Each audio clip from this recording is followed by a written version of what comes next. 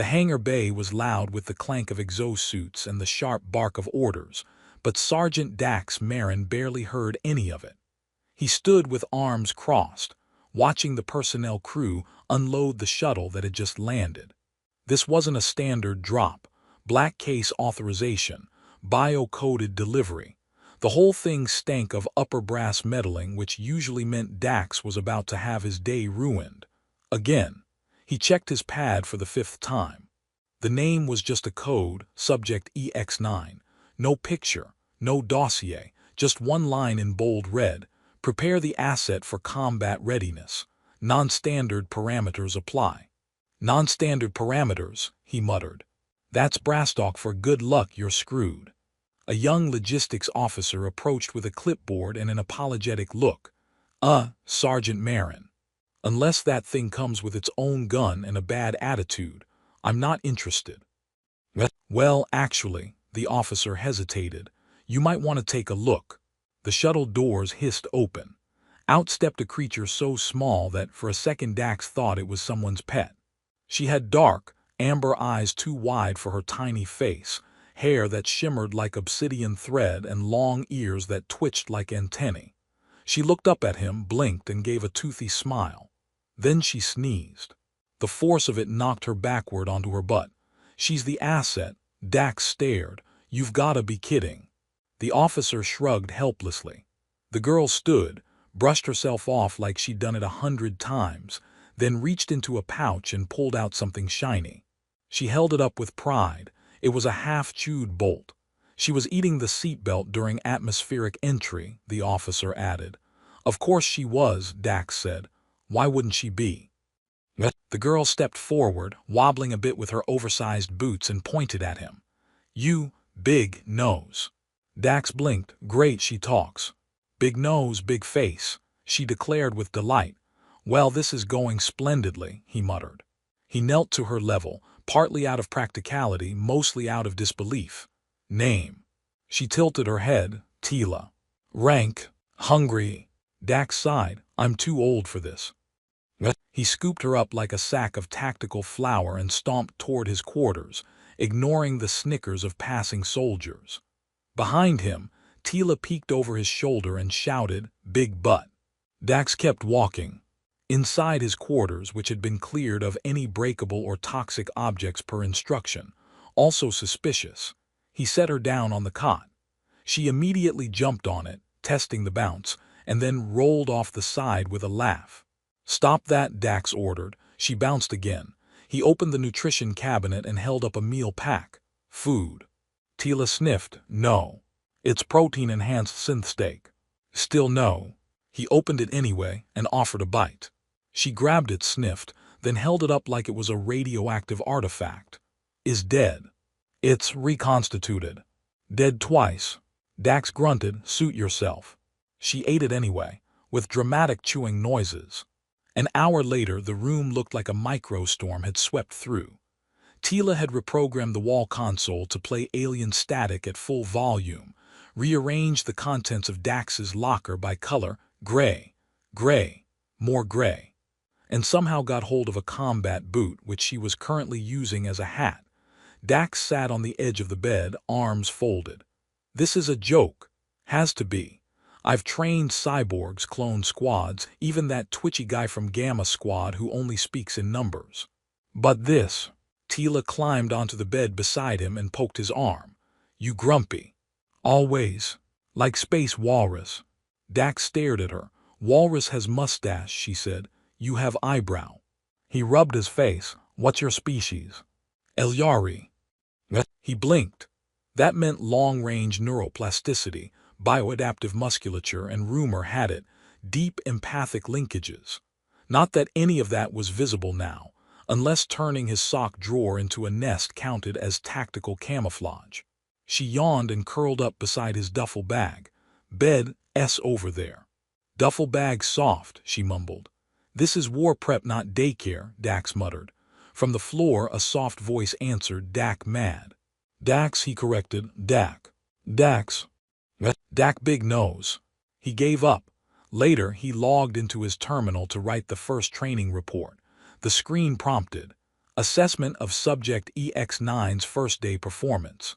He typed, subject appears sentient. Possesses minimal threat level and less provoked with bedtime. Pause, he added. Demonstrates no combat discipline. May be genetically weaponized chaos goblin. A rustle behind him, he turned. Tila stood there holding a data pad upside down, imitating his expression with terrifying accuracy. She squinted at the blank screen, then declared, Dak write boring words. He chuckled despite himself. Go to sleep. Okay, she said and climbed onto his bed. Not there. But she was already snoring. Dax looked at the pad, then at the tiny form wrapped around his pillow like a sleeping cat. He deleted the report. Instead, he wrote, Subject demonstrates nonlinear adaptive behavior, displays cognitive mimicry and abstract humor, potential unknown. He hesitated before the last line. Then, recommend continued observation, and extra boot locks. He turned off the terminal and sat in the silence, interrupted only by the soft murmur of alien dreams. From the bed, Tila mumbled something that sounded like boom, pew pancakes, and smiled in her sleep. Dax rubbed his temples. This is going to be a long deployment. At precisely 600, the training dome lights flared to life, simulating the twin sunrise of Delaz IV, even though the base was still anchored to a frozen rock hurtling through deep orbit. Sergeant Dax Marin stood at the edge of the dome, arms crossed, watching his new trainee chase a holographic butterfly that wasn't part of the training module. Tila, he called. Focus. She spun in place, arms flailing. Bug go fast. It's not a bug. It's a projected environmental never mind. Get over here. She galloped toward him, tripped on her bootlace, tumbled, and landed flat on her back. She blinked up at the dome ceiling and announced, Ground hit me. Dax sighed. The ground doesn't move. This one does, she said suspiciously. He offered her a hand. She took it, but instead of standing, used it to pull herself up his leg like a tree trunk. You're not a climbing frame. Tree Dak, she said proudly. You call me that one more time and I'm issuing you a code name, Screechling. She grinned. Screechling sounds awesome. He set her down. Let's start simple pattern drills you mimic. Follow the blue path, avoid the red. If you hit the red, it zaps you. Her eyes widened. Zaps me. Just a little. Is it spicy? That's one way to describe it. The floor lit up in a grid of glowing lines. Dax stepped forward, guiding her through the first pattern, step, step, turn, duck. Tila copied more or less. She skipped the duck part and got a zap that lifted her hair like a balloon. She blinked. Hair spicy now. You're supposed to duck. I did duck inside emotionally.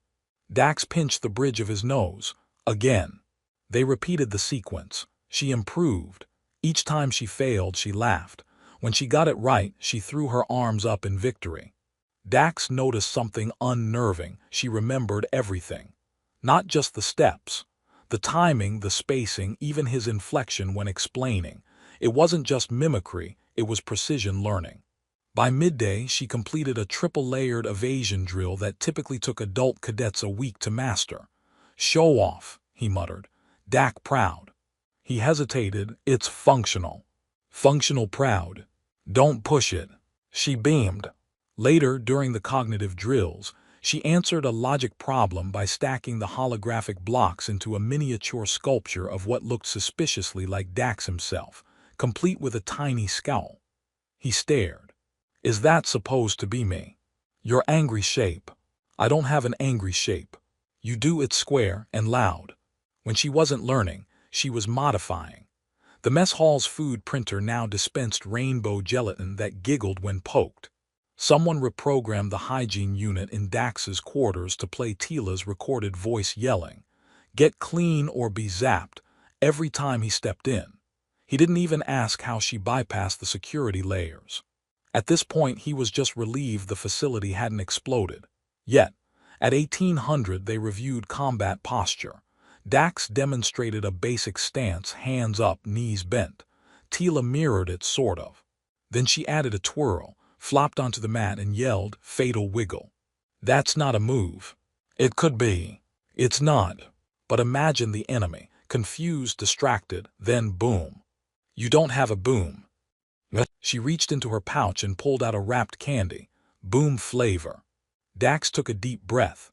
Fine, fatal wiggle. 1 point for innovation, -3 for total uselessness in live combat. She stuffed the candy in her mouth, cheeks puffing out like a squirrel. Still worth it.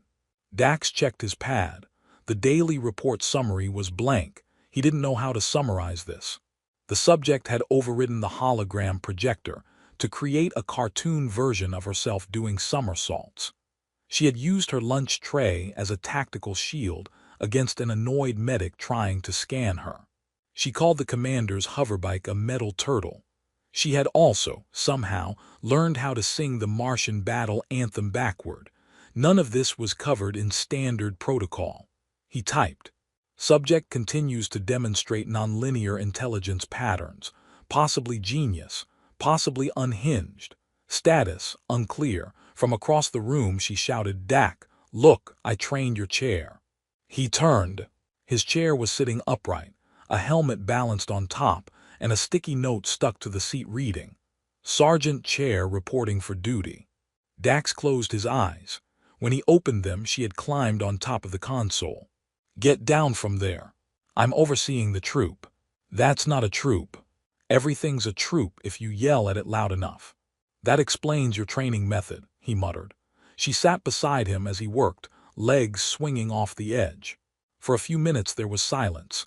Then she leaned her head on his shoulder. "You ever have a little one before?" she asked softly. He didn't answer right away. "No, never really had time." She nodded. "Me neither." "You're the little one." "Still counts." He almost smiled. "Dak." "What?" "You'd make a good walrus." He shook his head. "Go to sleep." "Okay, walrus. Sleep." She yawned and leaned against him fully, already dozing. He left the report open, cursor blinking. Finally he typed. Subject forms emotional associations rapidly. Strong memory retention. Shows resistance to traditional authority but responds to consistent engagement. Recommend alternative training approach, perhaps. Mentorship. He stared at the word, deleted it, typed it again, saved the file. Then, because the room was quiet and the base was dark, he didn't move as the smallest soldier in the galaxy snored gently against his arm. The alarm klaxon howled through the base, jolting Dax awake mid-snore and flinging Tila off the foot of his bed with a surprised yelp. She hit the floor with a thud, rolled once, then popped up holding a spoon like a dagger. "Are we under attack, or is it waffle day?" Dax sat up, hair matted on one side, eyes bleary. "Not waffles, red alert." "Red's a waffle color." He grabbed his gear from the wall, slapping on his chest plate with muscle memory and groans of protest from his joints. "Stay here." Tila was already putting on her boots, one on the wrong foot as usual. "I said stay." She looked up, innocent. "I'm very good at hiding in cargo boxes." "Exactly the problem." Before he could argue further, the comm on his wrist buzzed. "Marin, get to Deck C. Rogue mechs breached outer bay. Report immediately." He clicked it off. "And lock the door behind you. If someone tries to get in, hide under the cot. You remember what to do." Tila nodded solemnly. "Scream until ears bleed." "Subtle, I like it." He turned to go. "I can help," she said. He paused. She was standing with her back straight, her little fists clenched. She looked so ready to charge into danger, so sure of her role in all this, it actually made his heart twist. "No," he said, "not yet." And then he was gone. Deck C was chaos. Sparks rained from the ceiling, and 2 auto turrets were locked in a glitch loop, spinning wildly without firing. Mechs, old mining-class units retrofitted for war, were stomping through corridors, red eyes gleaming, smashing everything that moved. Dax rolled behind a crate, peeked out, and fired a short burst from his pulse rifle, knocking out the lead mech's leg actuator. It collapsed like a drunk giraffe. "Control!" he shouted into the comm. "Why are the friendlies shooting friendlies?" "Mechs went dark," came the reply. "Looks like a corruption spike. AI firewalls offline. We think it's internal sabotage." because nothing can ever just explode normally. A mech charged, raising an arm that ended in a plasma drill. Dax didn't hesitate. He fired once, twice, direct hits, but the thing didn't slow. He braced for impact. And suddenly, from behind, the floor hatch burst open. Tila flew out like a missile, riding a maintenance drone. Her ears flared wide, her hands clinging to the control sticks she clearly wasn't supposed to know how to use. Delivery for Mr. Big Nose. The drone slammed into the mech's midsection, knocking it back just enough for Dax to finish it off. She skidded to a stop beside him, dismounting with a dramatic pose. "Tila," he growled, "I gave you one job." "Yes, I stayed." "On the drone." "That's not." Another mech turned the corner. Tila was faster. She slapped a gadget onto the floor and it pulsed with a strange light.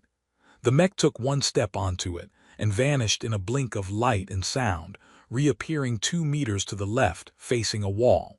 "It punched the wall. Tele-disc," she said proudly. "I borrowed it from the science lab, might have also borrowed the science lab." Dax ducked as another mech fired. "What do you mean borrowed the lab?" "Well, it's technically upside down right now." Dax fired a shot over her head. "We're going to have a long talk." "Hope not, you're very shouty when talking." Together, they moved through the corridor. Tila zigzagged between crates, tossing little EMP bubbles like she was playing tag. The mech's she slid in on a drone. "Yes, sir." "And what in the name of the void is that on her head?" Dax looked. Tila had taped 2 metal forks to a headband. "Antennae, for style, also maybe signal jamming." "Maybe. I'm like 40% sure." The commander took a long, steady breath. "We'll debrief in 2 hours, and someone get that child a security badge before she hacks the reactor core." Tila gasped. "There is a reactor core." "No. Lies." Back in their quarters, Dax slumped onto his bunk, bruised and baffled. Tila sat beside him with a cup of juice she had acquired through unknown means. He looked at her. "You could have been hurt. You could have been dead." He looked away. "You mad?" "No. You sure?" "I'm tired, that's different." She kicked her feet against the side of the bed, still proud. He nodded just once. She beamed. "I made 2 mechs fight each other by confusing their language protocols. I noticed. Also, your chair might now believe it's in love with the toaster." He sighed. "I don't want to know." "You never do, but you always find out." He closed his eyes. She leaned against his arm again, quiet this time. "Dak." "Yeah. I think. You're my safe." He opened one eye. "You're what?" "Safe place, like home, but with more yelling." He didn't say anything. She fell asleep there like she always did now. He reached over and tapped his pad. Subject displays rapid tactical processing, field improvisation, and high-stakes intuition. Field command recommends reassessment of training program. Subject may be more than weaponizable. He paused, then added, "possibly family." Then he powered down the lights. The transport shuttle shuddered as it descended through Verdana 3 atmosphere, each layer of turbulent cloud glowing a different hue: green, violet, then gold. Tila pressed her face to the reinforced viewport.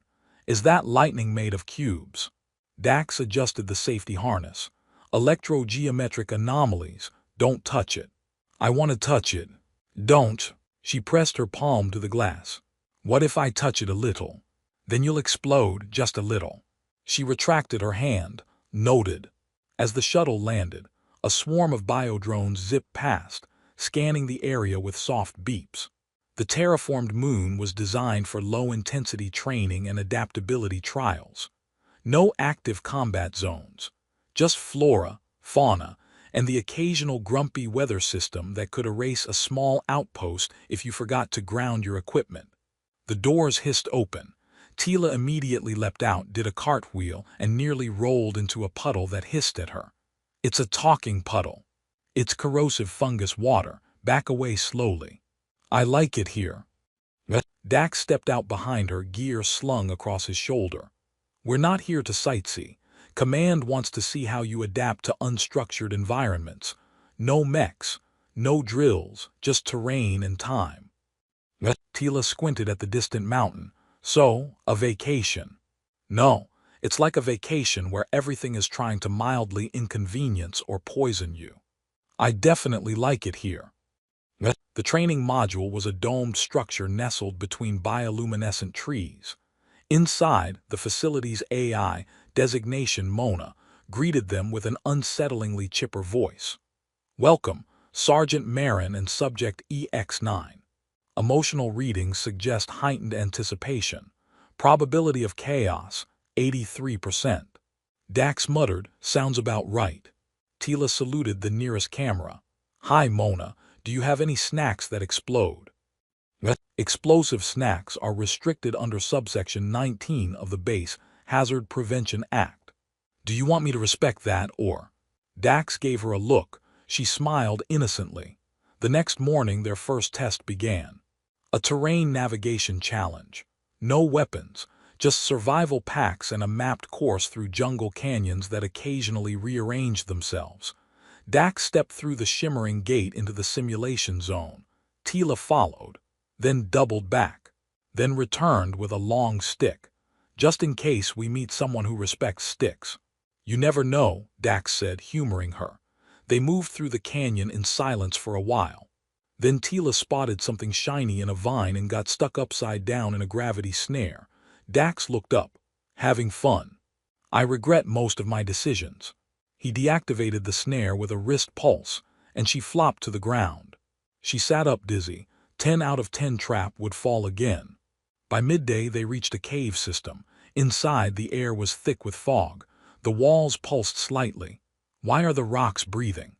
Bioplasmic algae, Dax said. Harmless and less provoked. Tila poked one. The walls lit up like a dance floor and released a sound like 20 bubble wrap sheets being popped in slow motion. I think it likes me. I think we need to move. They emerged into sunlight again just in time for the terrain to shift. The path behind them vanished. The trees reoriented. Tila blinked. Are we lost? We're not lost. We're, temporarily without a universally agreed-upon direction. That's more accurate. She pulled out her compass. The needle spun wildly. It's dancing. It's broken. Maybe it's just expressive. They made camp near a floating rock that kept bumping into trees like a slow, apologetic balloon. Tila named it Boop. That night under the star-filtered canopy, she sat beside Dax with a stolen ration bar. Today was weird. He chewed thoughtfully. You did well. I tripped 4 times, got eaten by a plant. You sliced the plant open from the inside with a sharpened spoon. That's initiative. I was also screaming. It was a tactical scream. She leaned back. Verdana is strange. The trees talk when I sleep. That's not unusual. They said I'm growing. Dax looked at her. Well, they're not wrong. Her voice dropped. I'm scared of that. Of growing. Of what I'll grow into. He was quiet. She looked up. You ever think about what you'd be if the war never started? Probably dead in a mining rig collapse. Wow, dream big. I'm very practical. She smiled, but only for a moment. He tossed her a glow orb. Get some sleep.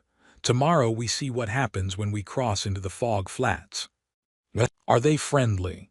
No, but they're lazy, like me before caffeine. The next morning, Tila awoke to find a native creature, 4-legged, translucent, curious, sniffing Dax's boot. She whispered, It likes your socks. It clearly has no taste. She slowly approached the creature and extended her hand. It nuzzled her fingers and blinked its horizontal eyelids. Dax watched. Then the creature emitted a soft hum. Tila blinked. I can hear its thoughts. Don't freak it out. I think I freaked me out. She sat cross-legged and the creature curled beside her. A full hour passed with no training, no strategy, just quiet. Then she whispered, It's scared like me. It doesn't want to be used.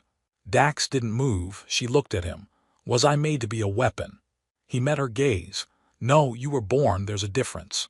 She frowned, but they want me to fight. They want you to survive.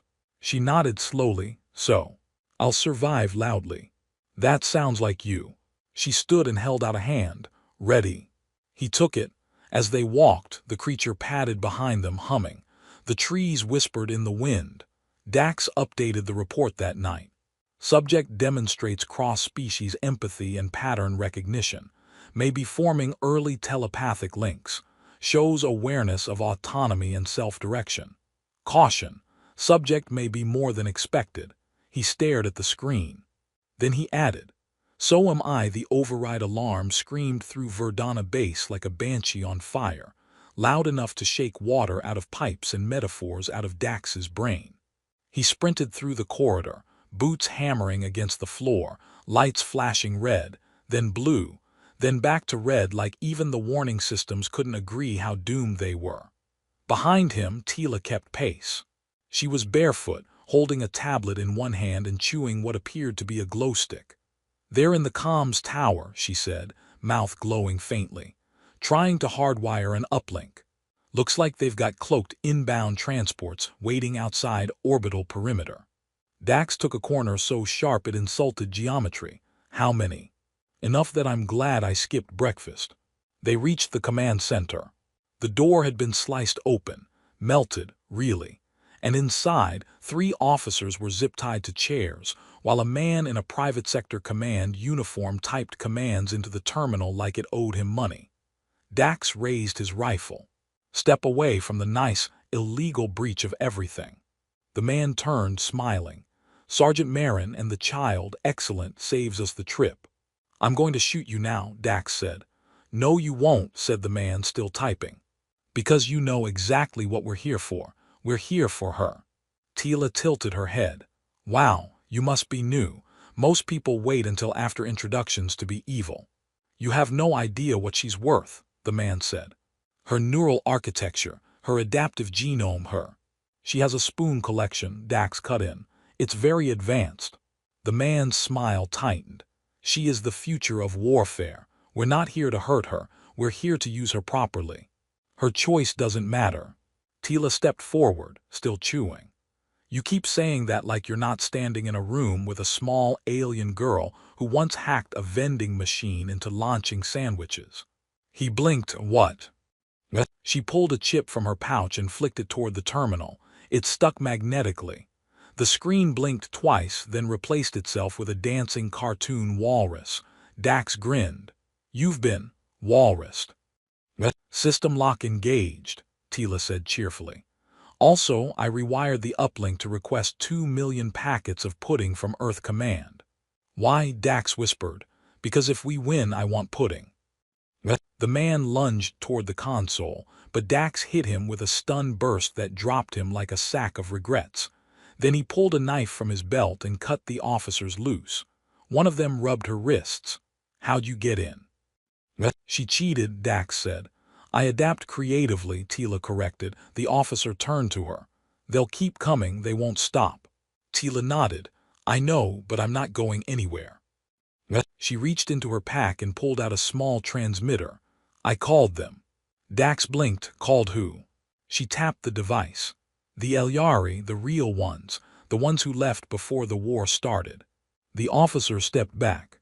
"You contacted an exiled alien race." "I asked nicely," Tila said, "and offered some of Dax's socks as a goodwill gesture." "I was wondering where those went," Dax muttered. "They listened," she said. "They're coming." 3 minutes later, the sky broke open. The Elyari ships didn't appear so much as reveal themselves, phasing into existence like soap bubbles shimmering with starlight. They drifted over the base, silent and slow, and the hostile transports scrambled to retreat. Tila looked up at them. Her ears glowed faintly, and for the first time she looked older, still small, still herself but certain. A voice hummed inside every comm system, gentle and layered. "We are not your tools. We are not your fear. We are coming home." The rogue operation was dismantled within hours. High Command issued a very formal, very panicked memo that included the phrase "unauthorized alien diplomacy" and strategic pudding request. Later, as cleanup crews worked through the wreckage, Dax found Tila sitting on the roof of the comms tower, legs swinging over the edge. He climbed up beside her. "Walrus," she said, Gremlin, he replied. They sat in silence for a while watching the stars. They offered me a place, she said. With the Elyari, real training, real family. Dax's throat tightened. You should go. I might, she said, but not yet. He looked at her. You still need supervision, she added. Also, I hid all your left boots. He snorted. She leaned her head on his shoulder. You changed, you know. I wear less body armor now. Probably brain damage. No, you care. I cared before. You didn't let anyone see it. He didn't answer. I'm not what they wanted, she said. You're what we need. She smiled. The stars shifted. One of the Elyari ships descended, landing with a sound like wind turning a page. Tila stood. Time for part 2, she said. Training. Maybe, or teaching. He looked up at her, suddenly realizing how small she wasn't anymore. She paused, then pulled something from her bag and handed it to him. It was a badly drawn picture, her and Dax, and a new figure beside them. Another Elyari child, ears longer, eyes wide. Your next project? He asked. No, she said. My first student. She started to walk away, then turned. You're my family, Dak. He nodded. You going to be okay? I have pudding. She laughed and disappeared into the ship. As it rose into the sky,